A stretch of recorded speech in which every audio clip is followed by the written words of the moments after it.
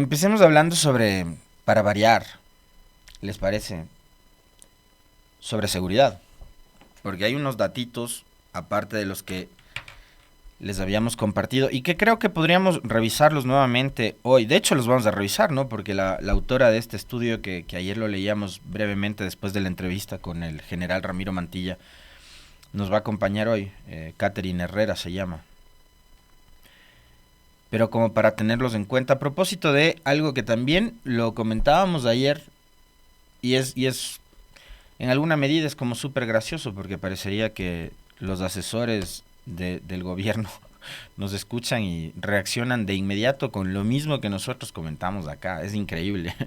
Son demasiadas las coincidencias, creo. No creo que nos escuchen, la verdad. Al menos ellos no creo. Pero voy a empezar por ahí.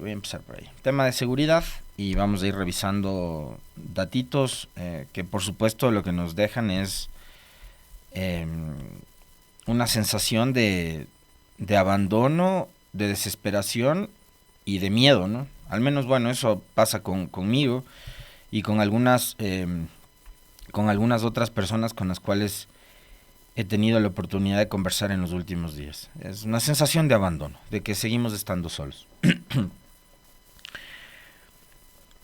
Ayer, la ministra del Interior, la señora Mónica Palencia, asistió a un evento en el cual entregaron 10.500 chalecos a la Policía Nacional.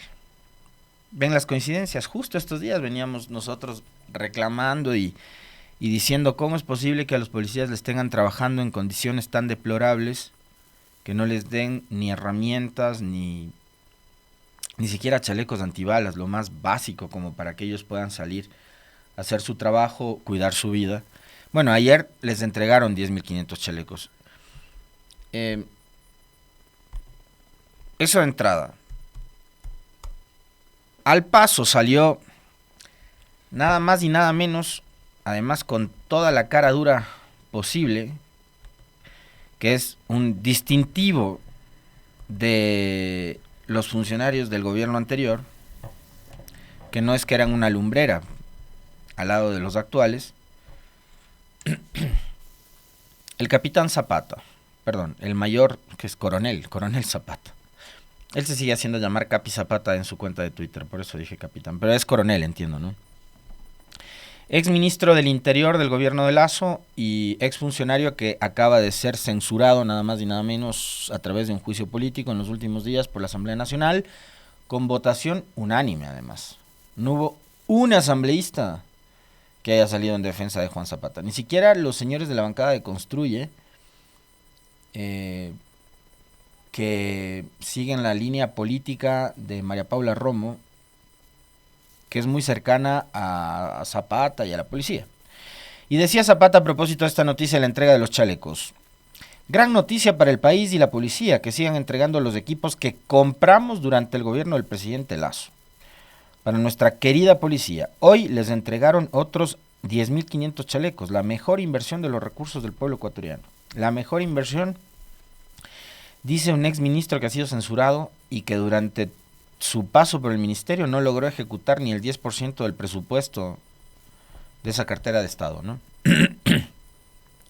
No sé si porque no le dio la gana, no quiso o no pudo, pero digamos los datos y las cifras están ahí. Entre otras cosas, fue censurado también por su, no solo por el mal manejo integral de la seguridad, sino también por su inoperancia a la hora de hacer compra pública para poder agilitar, por ejemplo, esto. Pero hoy ha salido a decir que gracias al gobierno de Lazo, a la policía les han entregado 10.500 chalecos. Bueno, la que hizo la entrega de los chalecos finalmente es la señora Palencia y es ministra del gobierno del señor Noboa. ¿El proceso se lo hizo durante el gobierno del señor Lazo? Sí, en efecto, así fue. Recién ahora se ha concretado la compra, la adquisición y la entrega por último, y les han entregado los 10.500 chalecos a los policías. Muy bien, eso está bueno. Recordarán ustedes lo que yo les decía a propósito de esto, ¿no? De por qué es que los policías no reclaman no protestan, no exigen mejores condiciones para trabajar y parecería que están como muy cómodos con todo el maltrato que han recibido durante los últimos años.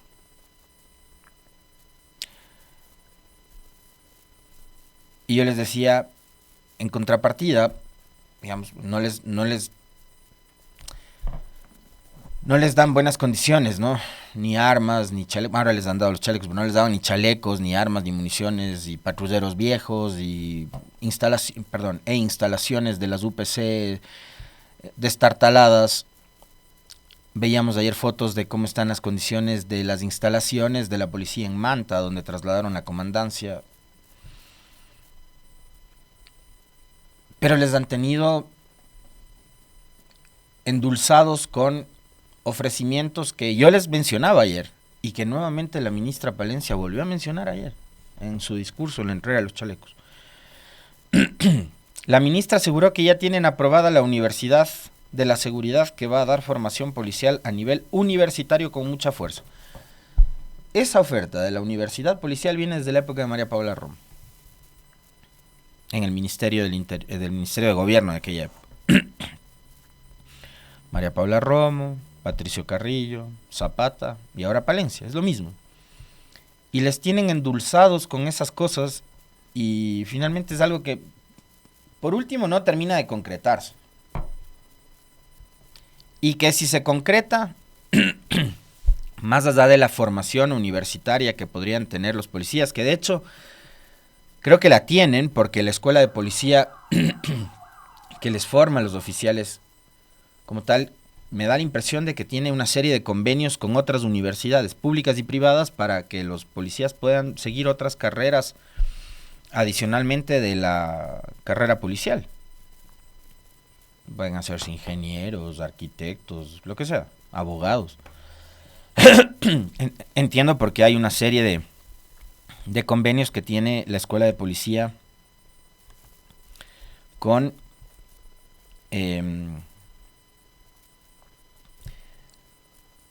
las universidades. Y digo, por último, la entrega de este tipo de material no debería ser pues así como un evento para lanzarlo con tanta pompa. Es la obligación del gobierno darles chalecos a los policías. Es la obligación del gobierno destinar todos los recursos que sean necesarios para que la fuerza pública pueda trabajar en buenas condiciones y para que a su vez ellos puedan dar garantías, en este caso mínimas, de seguridad a los ciudadanos. Ya vemos que las condiciones de este país son cada vez peor y que estamos cada vez más expuestos, ¿no? Por eso yo les decía que la sensación que hay es de un total y absoluto abandono con respecto de lo que debería ser el Estado para tratar de proteger a sus ciudadanos. Entonces, les siguen endulzando y les siguen comiendo el cuento a los policías con ofrecimientos como el de la dichosa universidad. 7 años con lo mismo. Un tema que hasta ahora no se concreta y que ojalá algún día en serio se concrete. Sobre el estudio que les hablaba ayer y sobre el cual vamos a profundizar hoy en la segunda entrevista, creo, el 60% de los integrantes de las bandas delictivas en el Ecuador son menores de edad. El 60% de integrantes de las bandas delictivas son menores de edad, según un estudio publicado por la especialista en seguridad Catherine Herrera. Niños y adolescentes reciben salarios e incluso bonos dependiendo del tipo de delito. Las bandas delictivas están reclutando a niñas, niños y adolescentes para involucrarlos en el microtráfico y la extorsión. Entre enero y junio del 2023, 1.326 menores de edad de entre 12 y 17 años fueron detenidos por distintos delitos según cifras de la Policía Nacional. El asesinato de Ángel Menéndez, alias Carasucia, en una vivienda de Chone, provincia de Manabí, refleja la preocupante situación en la que se encuentran inmersos los menores de edad con el crimen organizado. El joven de 18 años fue asesinado el pasado martes durante un ataque armado en una vivienda hace 2 años. Cabe recordar y recalcar, su identidad se conoció por el intento de asesinato ocurrido en un hospital de Chone. Allí se conoció que su relación con los delitos empezó a los 13 años Y 3 años después, él era uno de los sicarios más temidos de este país. Tenía 16 años y el hombre era uno de los sicarios más temidos del Ecuador.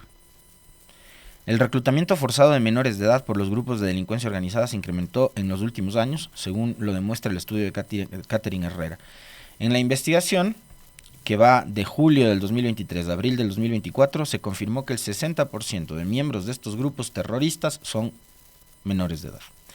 Este porcentaje se obtuvo con datos recopilados en los cantones con mayor índice de violencia en las provincias de Guayas, Esmeraldas, Los Ríos y Manabí. Estamos viendo casos de niños de 8 y 9 años que empezaron a ingresar a las bandas. No hay una autoridad o una familia que esté pendiente del niño y es ahí cuando estas estructuras criminales se aprovechan de algo muy valioso, que es el sentido de pertenencia. Herrera detalló que un niño o adolescente puede llegar a recibir un salario de entre $2,000 a $4,000 por cometer un delito. Imagínense, entre $2,000 y $4,000. Mientras acá estamos esperanzados en la creación de empleo joven, del primer empleo, ¿en qué tipo de empleo, en qué tipo de empresa, de actividad privada o pública, de entrada, el primer trabajo que le ofrezcan a un joven recién graduado del colegio o de la universidad, le van a ofrecer un sueldo de entre $2,000 y $4,000, que es lo que, según el estudio de Catherine, le ofrece y le brinda el crimen organizado a los jóvenes y adolescentes? Tienen que salir a matar, ¿no? No es que les plantean ellos otro tipo de oportunidades y otro tipo de actividades dentro del giro en el cual se desarrollan y se desenvuelven estas bandas delincuenciales. Tienen que salir a matar. Esos $2,000 o $4,000 que supuestamente les ofrecen a estos jóvenes, a estos niños, las bandas de crimen organizado, esos montos tan altos están relacionados con actividades como el sicariato, como es el caso de este chico Menéndez, alias Cara Sucia, ¿no? Que a sus 16 años se había convertido en uno de los sicarios más temidos del Ecuador. $2,000 o $4,000 por salir a matar, por secuestrar, por extorsionar, por provocar atentados, seguramente también, pero principalmente por convertirse en sicarios. Y ahí recordarán ustedes que esto también, digamos, se hizo muy conocido a partir de las series de televisión y después de Netflix, ¿no? De cómo en la época de Escobar, por ejemplo, en Medellín, la vida de los policías tenía un precio. Y mientras más alto rango tenía ese policía dentro de la institución, era más alto el precio que Escobar pagaba a sus gatilleros por cobrar la vida de los policías. Eran montos altísimos que pagaba Escobar por matar policías. Y mientras más alto el rango, era mayor, ¿no?, el monto. Es algo similar, ¿no? Entre $2,000 y $4,000 les pagan a niños, porque empiecen a profesionalizarse en este ámbito de la delincuencia. Estos son datos realmente espantosos, horribles. Y hay datos que han actualizado algunos medios de comunicación con respecto de cuáles son a esta hora las ciudades con mayor número de asesinatos en el país. Quiero que escuchen bien, porque vamos a seguir nosotros insistiendo en este tipo de información, como bien lo están haciendo otros medios de comunicación, por supuesto, para tratar de desmontar toda esta intensa, invasiva y grosera campaña de publicidad para vendernos una realidad que es absolutamente ajena a la de ustedes y a la nuestra. Pese a la declaratoria de guerra y la presencia de los militares en las calles, hay cantones en los que los asesinatos crecieron hasta un 400% en este país. La fuente es la policía. la fuente no es la cabeza o la imaginación de cualquier ciudadano o cualquier periodista o de cualquier medio de comunicación, y tampoco esta es una nota generada a partir de la inteligencia artificial. La fuente es la Policía Nacional. Esta es una noticia que está en el portal Primicias y que dice: Ecuador atraviesa por una crisis de inseguridad que es debido a que el presidente Noboa declara el pasado 9 de enero la existencia de un conflicto armado interno. El mandatario dispuso que las Fuerzas Armadas se movilicen en todo el país y colaboren con la policía. La expresión más cruel de esta crisis son las muertes violentas que se registran en las calles y que han cobrado la vida incluso de víctimas inocentes. El gobierno ha asegurado con parciales que hay una reducción de los crímenes con la aplicación del reservadísimo Plan Fénix, que yo estoy más que seguro que no existe. Este medio de comunicación, Primicias, accedió a un informe detallado de la situación que viven los 221 cantones en los primeros 4 meses del 2024. Hubo muertes violentas en 127 cantones, además de la Manga del Cura y el Piedrero, zonas no delimitadas. Ahí ustedes se van a encontrar con un mapa político del Ecuador dividido en cantones y pueden ver uno por uno la cantidad de crímenes cometidos en cada uno de ellos.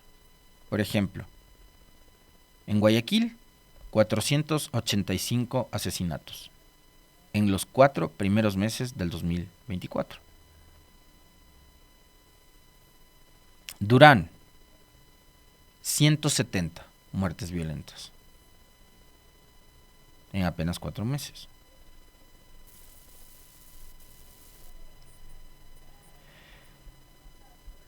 Según el gobierno, en lo que va del año, las cifras de muertes violentas se han reducido en la mayoría de provincias, a excepción de Manabí y Los Ríos.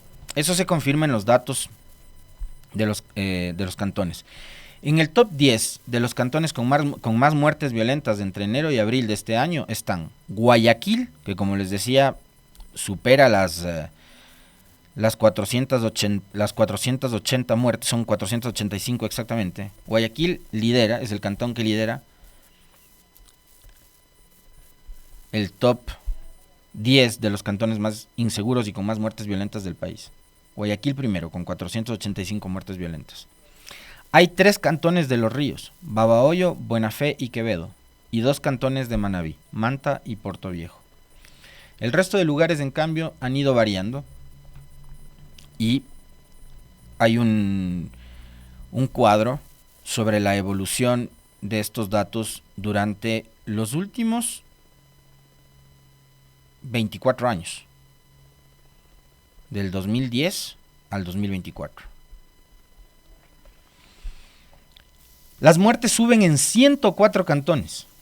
En el primer cuatrimestre del 2024, según las cifras oficiales a las que accedieron los medios de comunicación como Primicias, en Ecuador se cometieron 1.876 muertes violentas. 1.876 muertes violentas en los primeros 4 meses de este año.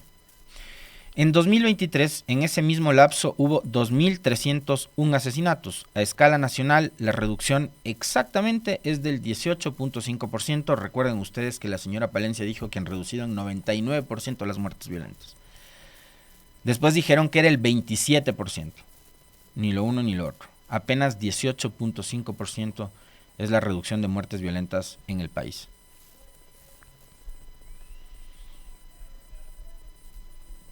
En 64 cantones, que en el primer cuatrimestre del 2023 no tuvieron crímenes de este tipo, en 2024 sí se registran. Es decir, que la violencia también migró de un lugar a otro.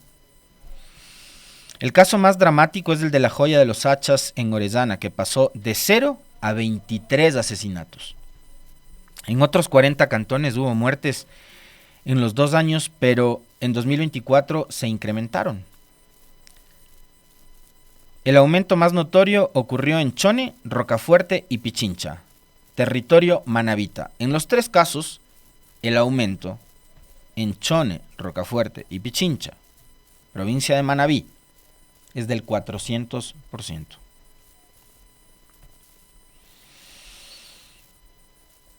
En Chone pasaron de 2 muertes en el 2023 a 10 en apenas 4 meses del 2024, 400%.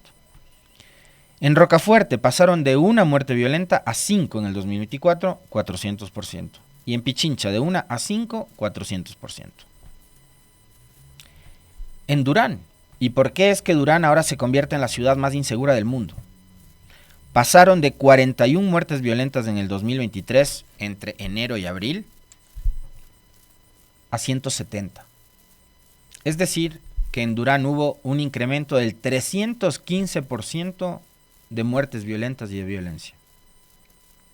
Por eso es que hoy Durán es la ciudad más insegura, no del Ecuador, no de Sudamérica, sino del mundo. 148 muertes violentas por cada 100.000 habitantes.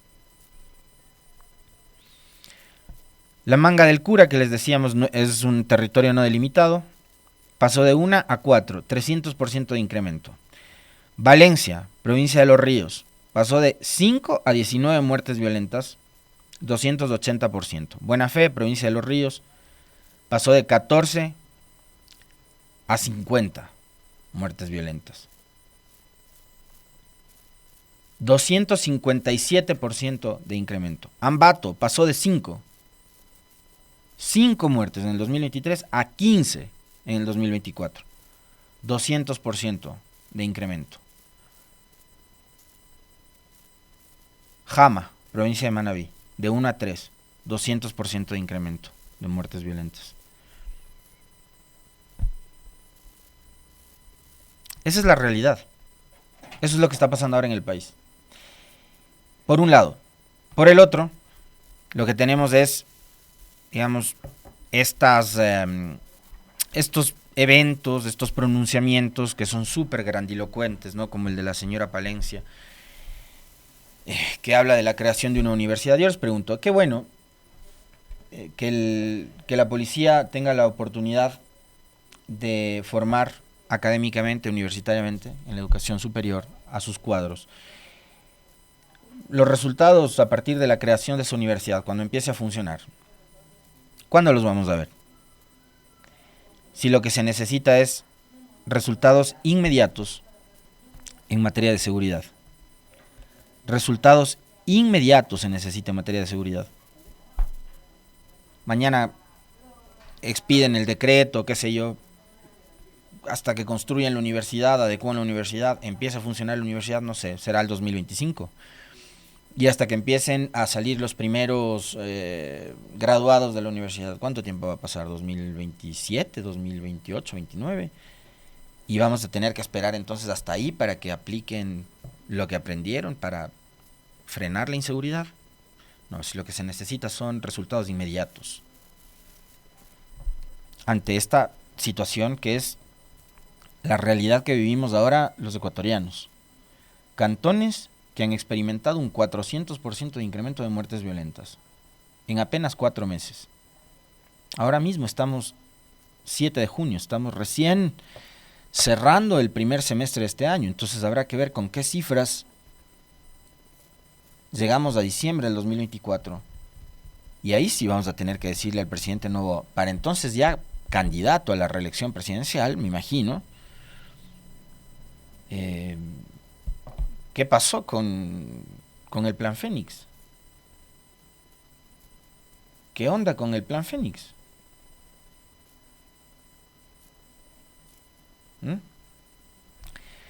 Y mientras esto pasa, por un lado, los ecuatorianos expuestos a un incremento exponencial de la inseguridad, por otro lado nosotros tenemos un gobierno que ahora a diario ha decidido a través de sus voceros, principales voceros, empezar a dinamitar todo tipo de relaciones políticas. Si no escucharon, les recomiendo que escuchen la entrevista que tuvimos el otro día con Ignacio Loor Vera, analista en temas de comunicación, con quien conversamos sobre lo relacionado con la comunicación del gobierno y las vocerías. Y él hablaba del ejercicio de que el gobierno de Noboa está planteándonos debatir y conocer sobre la no vocería, ¿no? O lo que es más claro, un ejercicio bastante deficiente de los voceros oficiales. A día seguido, Esteban Torres salió a hablar. Y claro, la pregunta de entrada que yo me hacía ayer, en el momento en que veía la transmisión de Radio Pichincha en YouTube, era, ¿y ahora qué tiene que decir? Cuando parecía que ya la cuerda se tensó lo suficiente el día anterior.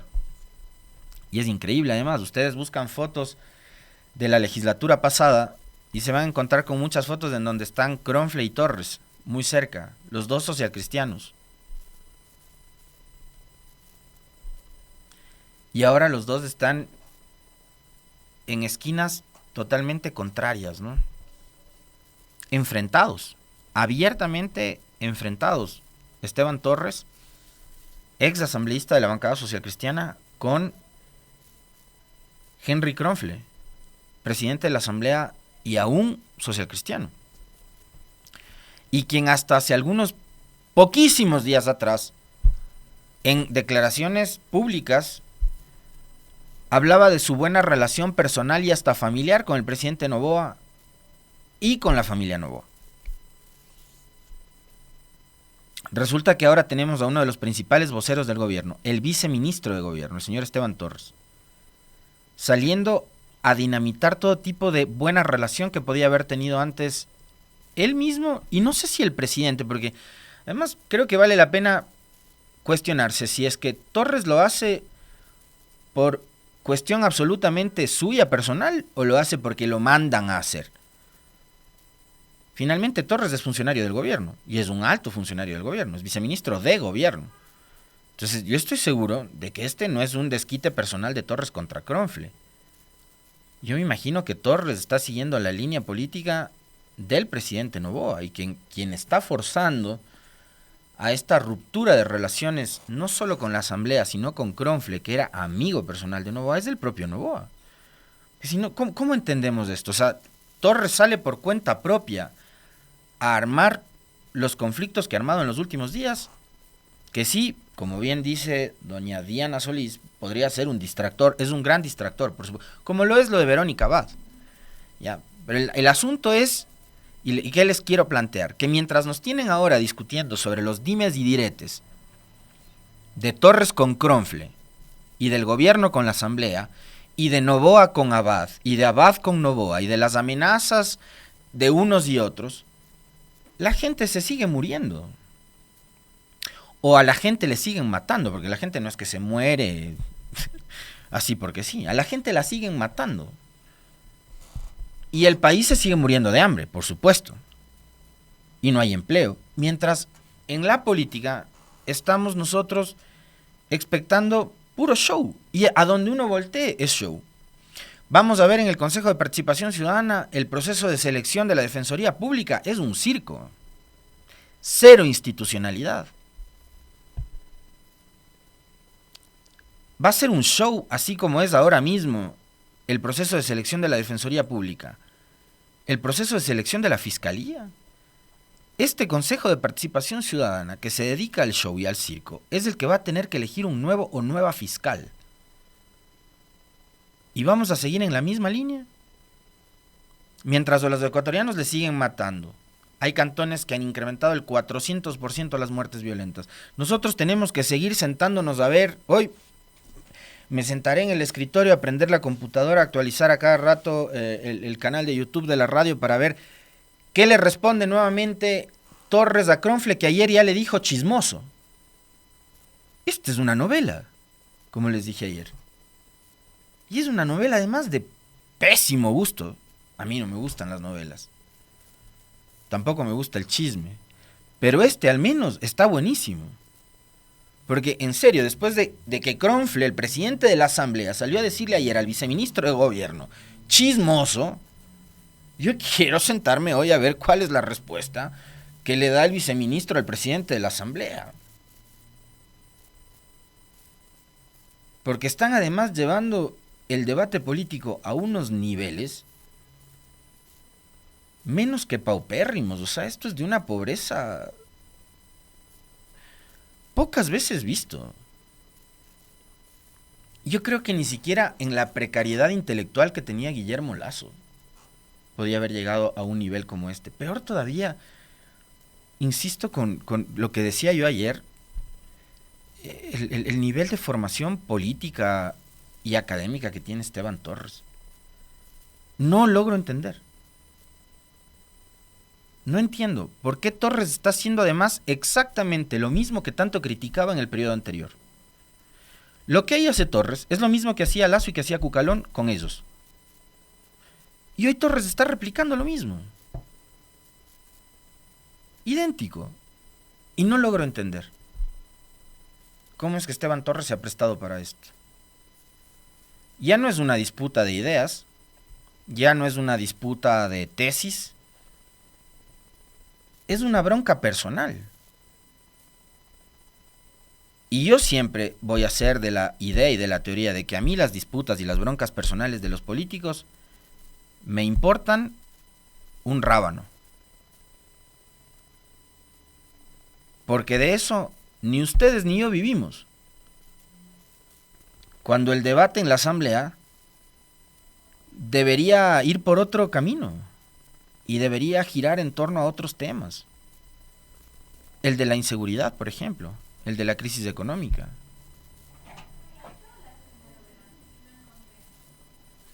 El de buscar una solución para conflictos que, por ejemplo, han hecho que el presidente termine de darles la espalda a los territorios, vetando totalmente la ley que facultaba la entrega ágil de recursos para los cantones, para las provincias y para las parroquias, por ejemplo. Pero bueno, momentos y coyunturas, escenarios tan conflictivos como este también nos sirven para darnos cuenta de las incoherencias de buena parte de la clase política de este país, pero también de los medios de comunicación de este país. A los que resulta que el hiperpresidencialismo les molestaba únicamente cuando el presidente no era de su agrado. Entonces, cuando Correa era presidente, el hiperpresidencialismo era malo. Ahora que Noboa es presidente, están enojadísimos porque la Asamblea enmendó la Constitución para restarle atribuciones a la hora de poder vetar los proyectos de ley o las leyes, reduciendo el número de votos necesarios para ratificarse en un texto de 92, mayoría calificada, a 70, mayoría absoluta. Resulta que ahora eso es ser anti-Noboa para el viceministro Torres. Cuando ayer Henry Kronfle le sorprende al país con un documento en donde en el pasado Esteban Torres era uno de los que proponía justamente este tipo de enmiendas o de reformas para restarle atribuciones al Ejecutivo a la hora de vetar un proyecto de ley. Porque alcanzar 92 votos para que la Asamblea se ratifique en un texto resultaba muy complicado por la estructura propia de la Asamblea. Ninguna bancada, después de la Asamblea del 2013 al 17, ninguna bancada alcanzó siquiera la mayoría absoluta. Bueno, sí, la de Alianza País alcanzó 74, que después se partieron entre morenistas y correístas una vez que se dio la ruptura. Pero no hubo pues esa mayoría de 70, ¿no? Fue en cuestión de par de meses que se acabó todo. Pero en 2021, en 2023, no hay asambleas que por sí mismas puedan tener incluso mayoría absoluta, 70, menos todavía una calificada, 92. Entonces, para el Ejecutivo vetar un proyecto de ley o vetar un texto, ya sea total o parcialmente, le resultaba súper práctico, porque sabía que no iba a haber 92 votos nunca en asambleas como las que tenemos ahora para que se ratifiquen los textos originales que salían justamente del Parlamento. Pero, insisto, busquemos, vayan y googleen hiperpresidencialismo en el Ecuador. ¿Cómo les molestaba justamente esas atribuciones excesivas que tenía el Ejecutivo antes? Cuando el presidente era de otra corriente política. Ahora que el presidente es Noboa, parecería que el hiperpresidencialismo establecido en la Constitución de Montecristi, como ellos llaman, está perfecto. No les incomoda, está bien. Entonces resulta que bajar el número de votos de 92 a 70 para el viceministro Torres ahora les convierte en antinoboas y habla de que como saben lo que se les viene, Ellos están tratando de modificar las leyes o de reformar las leyes a conveniencia. Y la pregunta también ahí es, con esta declaración que sonó muy a amenaza, ¿no? Porque saben lo que se les viene. La pregunta es, ¿qué es lo que se les viene? ¿O qué es lo que se nos viene como país? Porque en medio de la pelea entre Torres y Cronfle, entre Noboa y Abad, entre la Asamblea y el Ejecutivo, entre el Consejo de Participación Ciudadana y el resto del mundo, y en medio de los casos metástasis, purgas y todo este desmadre que ha vivido el país a nivel judicial, están ustedes y estamos nosotros. Hay un país detrás de todas esas disputas políticas que estamos viendo, expectando, cruzados de brazos, a ver qué va a pasar con nosotros.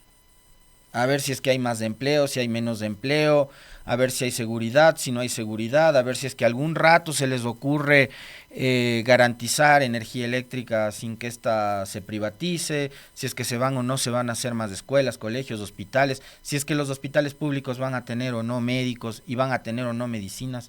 Así estamos los ecuatorianos, mientras ellos se siguen peleando. Mientras no terminan de resolver los problemas que a ustedes y a nosotros nos aquejan todos los días. Y capítulo aparte, por supuesto, tiene también esta guerra que le han declarado ciertos sectores que ahora gobiernan, que gobernaron también con Lasso y con Moreno, a lo público. De que todo lo público es malo, de que todos los municipios se gastan la plata solo en conciertos. Ahora les quieren hacer creer de que los municipios malgastan la plata en conciertos. Seguramente hay uno, dos, un poquito más, de gente que prioriza los eventos culturales, que de paso no están del todo mal, porque esas cosas dinamizan también las economías de los cantones, de las provincias.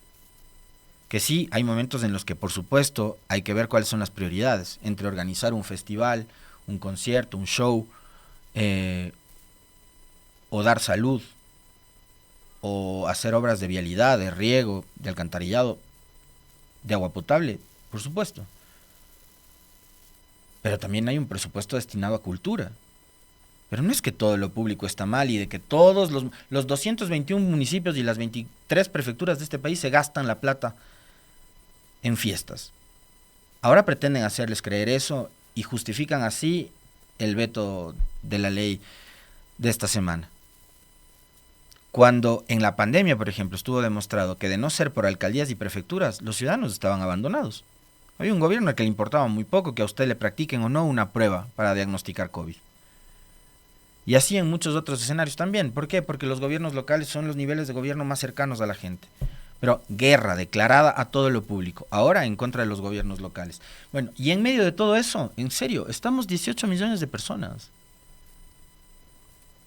Y por supuesto esto tiene que ver y mucho con la disputa electoral, de la cual vamos a seguir hablando la próxima semana también, porque hay candidatos que se retiran, hay candidatos que oficializan sus candidaturas, y eso también nos da mucho material para comentar. Así que hasta aquí nomás con el comentario.